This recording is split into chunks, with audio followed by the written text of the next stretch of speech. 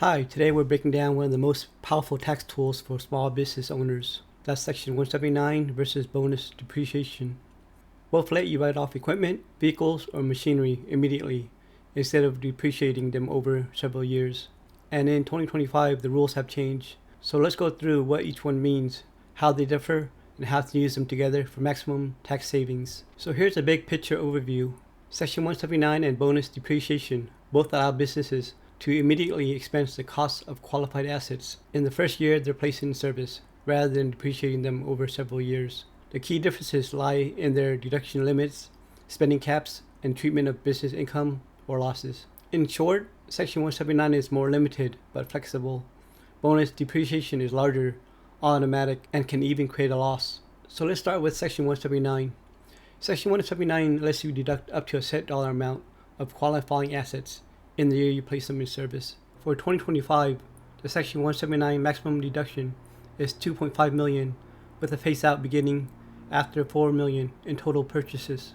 The requirements are: assets must be used over 50% for business. It can't be used to create a tax loss, only to reduce income to zero.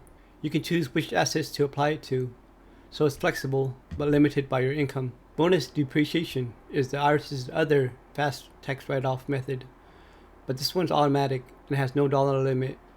In 2025, bonus depreciation allows a 100% deduction for qualified property placed in service after January 19, 2025, with a brief 40% window for property placed in service earlier that year. So the key points on bonus depreciation is that it applies to new or used qualified property as long as it's the business's first use. There's no spending cap, can create a loss that carries forward to future years. You must elect out if you don't want to use it for a specific asset class. So bonus depreciation is ideal for businesses making big purchases or wanting to accelerate deductions beyond their income. Here's a side-by-side comparison of Section 179 and bonus depreciation. Now let's talk about how they work together. Businesses often use both deductions in tandem to maximize their benefits. They apply Section 179 first, use up to the maximum limit for specific assets, great for longer life equipment or assets that may not qualify for bonus. After applying Section 179, they can apply the bonus depreciation second. Anything above the Section 179 limit can still be deducted under bonus depreciation. This combined strategy allows for larger total immediate deduction, especially for businesses with significant capital spending. Now let's go over a real-world example, a dental office. Say a dentist buys new x-ray machines, dental chairs, and sterilization equipment worth $350,000 in 2025. All of that equipment has a useful life longer than 1 year, so it qualifies for depreciation.